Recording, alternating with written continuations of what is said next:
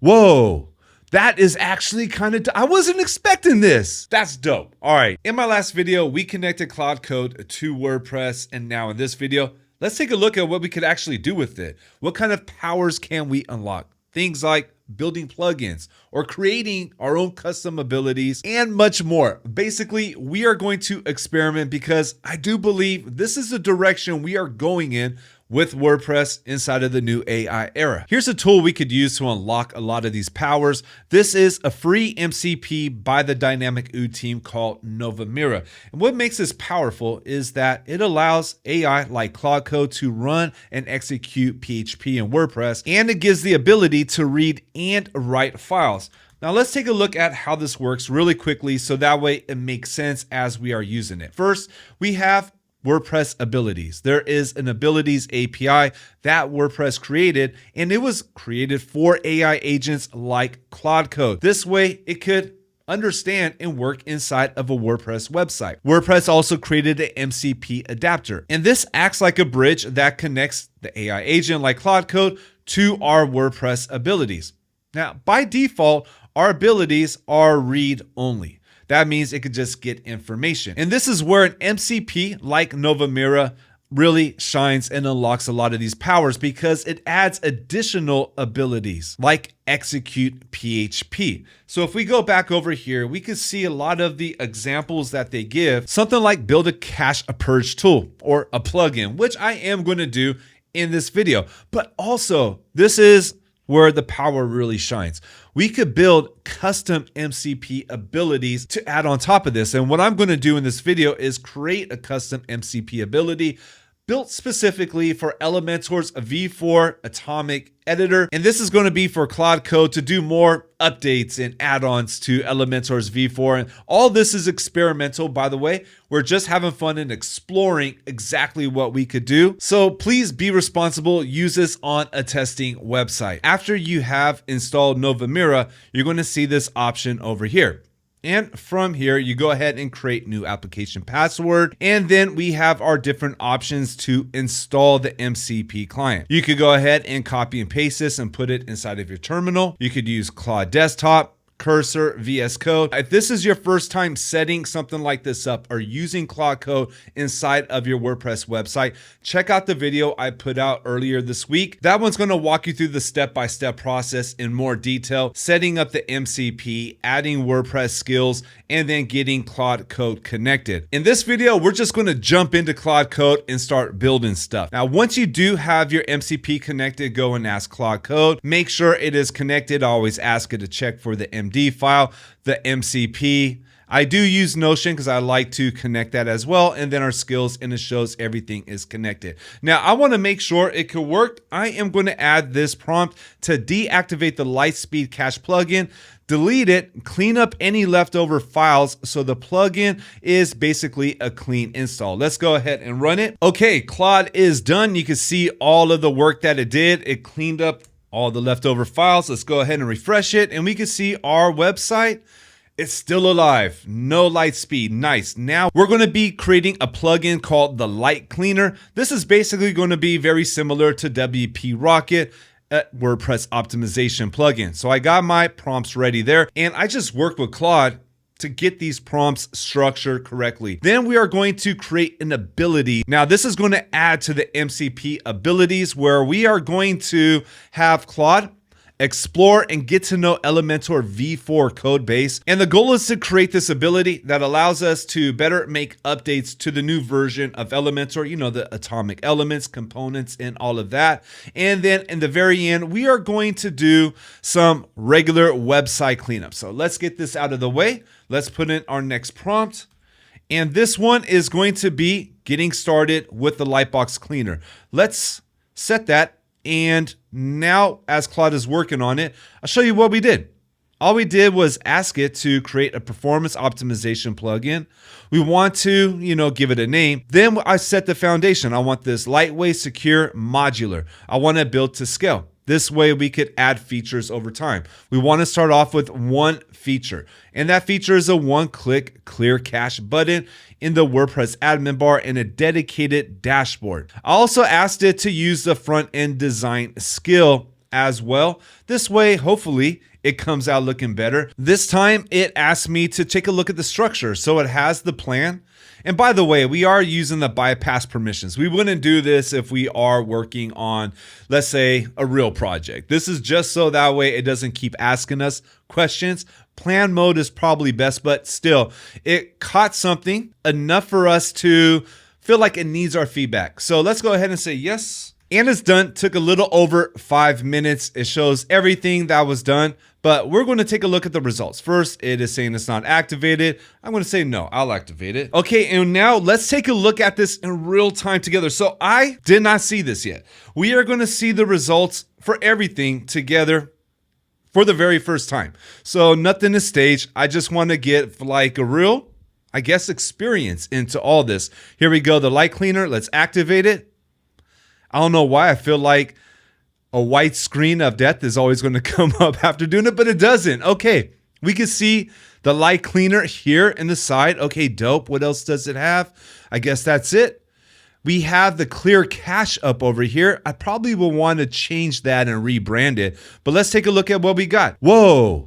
That is actually kind of, I wasn't expecting this. That's dope. All right. Okay. So clear all cache. Okay. And it shows what's been cleared. We got our transients. Look at that. They even got coming soon here, planning for more. And look at this, built by Lightbox. Yes, it is built by Lightbox. I did one prompt and built it. Okay, now let's go ahead and add in our second prompt. And what we're doing here now is building on top of it. So at first I asked it to build a solid foundation and I wanted to keep it modular. This way we could add additional features on top of it. We're going to put the database cleaner, orphan, file scanner, clear transient. So let's see now what it does. Okay, and it built one module and looks like it's going one module at a time. Let's go back, refresh it.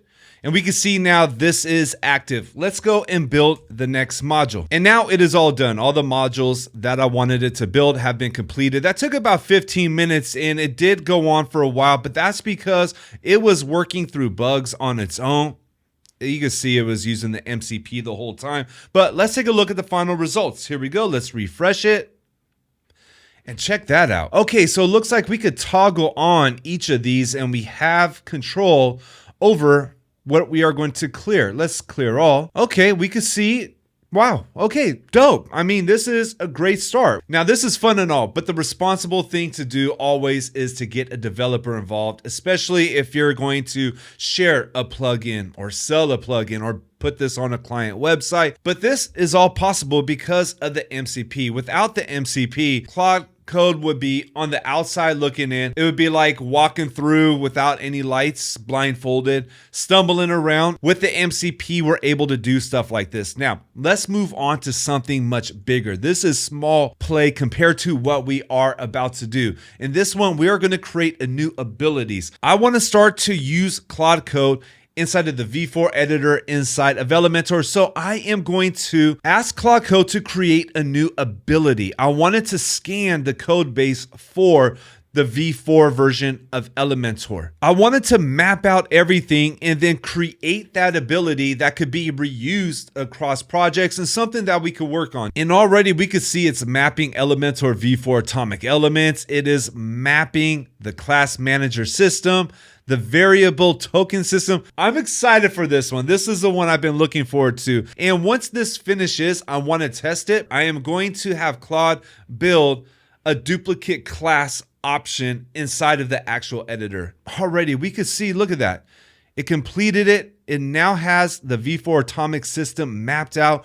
This is what I wanted. This is just going to open up a lot of possibilities. And there it goes. That took about a good 10 minutes, but this is big right here. It is saying it is stored inside of the sandbox. So let's go back over here. We're going to go to Novamira to the sandbox. And we can see it here. So if we want it disabled or deleted, we can. But check this out. I have something else in mind because I want to reuse this on other sites. So here's a prompt where I could turn this into a plugin and I could use it across different sites. Let's go ahead and do that. And there we go. It shows that the plugin was created. That only took about a minute and a half. Was not bad. Let's go over to our plugins. We do have our plugin right here. Let's put it to work. I want to add a new function into the V4 editor. Go to the class manager. What I want to do is create an option where we click on these 3 dots to duplicate this class. That would save so much time, and I don't know why it wasn't built into the V4 editor, but it wasn't. When you set this up and you're going to create a bunch of header classes or a bunch of body text classes, it just makes so much more sense to duplicate it, make some changes to the name, make some changes to the token values, and that's it, instead of having to go through the process of creating everything on its own. So I do have a prompt ready, and I actually just wrote this prompt out while I was waiting for this other work to go. Well, I was building a plugin. I was creating a prompt for my next feature. That's how all this works. But this basically is asking to add an option for duplicate class in the atomic elements. That way, when it works in the class manager, in the V4 editor, we could click on the dots on the right of the class, and above the delete option, add a duplicate class that duplicates the class and all the token styles attached to it with a -1. Just giving it some clear, specific directions. We're going to see, can it handle it in the very first attempt? Oh no, we hit our limit. Okay, I am going to have to upgrade to the max. By the way, this is all on the pro plan for 20 bucks. Looks like I got to upgrade to max. I'll be right back. Okay, we are back in action, so I upgraded. Let's see now if it was worth it. And there we go. That took about 7 minutes. So let's see if this works. And to be quite honest with you, I am not expecting this to work after 1 prompt, so I would be very surprised if it did. Okay, nothing there. Let's go ahead and refresh this. And then we'll go into our class manager, and fingers crossed, I guess it's kind of like, yeah, it's really hard to say when doing this. Okay, let's see, got it. Click on it. Duplicate. Okay, so it does something a bit weird refreshing. I don't like that. Like I said, I did not expect this to work the very first time out of the box. So we do got the duplicate class, and it did follow my instructions. I just didn't like the way it refreshed it. That's the part where we got to go back and forth with. But let's find out if this actually works. I want to see if it really works. Let's put in this new one right here. We're going to rename this header medium. And look at that. It did carry the style. So it did work. This just saved us a lot of time. This is already ready right there. I could just go in now and put in my header medium variable, create that, and we'll make this one, let's say 2.75 rem. And now we just created a new class. We duplicated it. I could remove this and I could choose the large, medium. Wow, I am going to have fun with this. We just made the V4 editor a little bit better. Now, creating plugins, adding additional functions to Elementor's V4 editor. These are quite big, but what about something a little bit more practical? Back here in my blog posts, these are all just really bad blog posts created with Faker Press. It just gives me something to work with inside of my loop grids. I'm going to have Claude delete all of this and rebuild it using Gutenberg blocks. That's just going to look a lot better. So here is my prompt. It's quite simple. We are going to have it to clean up all the blogs and replace all the fake posts with 3 new real blog posts. And there we go. That took about 10 seconds. That was a very easy one. Let's refresh it. Okay, no blog posts. And now it is going to write the new 3 posts. Let's let it do its thing. And there we go. It created all 3 of them. They're not published. They're waiting for our review. Okay, here's our draft. That's a very long title. Very AI-like. Ooh, so yeah, it put these weird tables. I don't like tables. It is using Gutenberg at least. I'm going to publish it. Let's just go and check it out for kicks and giggles. And check that out. We got a blog post. This is content ready to go. I mean, I would definitely rewrite it, but it's a good starting off point. And just one more very practical use case. We have this homepage here. Built it out, use a lot of fake text, a lot of lorem ipsum. If we go through it, you can see duplicate copy. We can see even in here, we have duplicate images. Let's have Claude go through this entire page, write all of the content, change all of the images, and make this page 100% ready to go. And that is exactly what this prompt is going to ask it to do. And that took about 10 minutes. It went back and forth on a lot of things. Let's see now if it works. We're going to do a refresh. And okay, it didn't break. I do have to say though, the first time I was doing this, it broke several times. The CSS wouldn't load, and that's when I created my Elementor skill, because it was something in the way of the database where Elementor data, just the way it was stored, it wasn't coming out right after it was being edited. So if it does break on you, that could be the reason. But let's take a look at what we got. The content is all updated. Now I feel like it's too much content, but it's okay. I could have been a little bit more specific about the amount of content, but we can see it's getting all the content. I don't see any dummy text. Let's take a look at the images. Okay, it did not fix the images, so it didn't get it right the first time. I wanted to show this in real time. I want to show a real experience, because a lot of AI videos out there will show you these magic tricks of something wonderfully happening. This is a process. It takes time to get used to it. I've been working on the Claude MD file now, getting more clear on what to do, what not to do, working on adding additional skills like what I did with my Elementor skill to prevent breaks when making these changes. And when it doesn't work, we just go back and say the images didn't change. And now we just go back with Claude. Let's see what happened. So, okay, this is because of my instructions.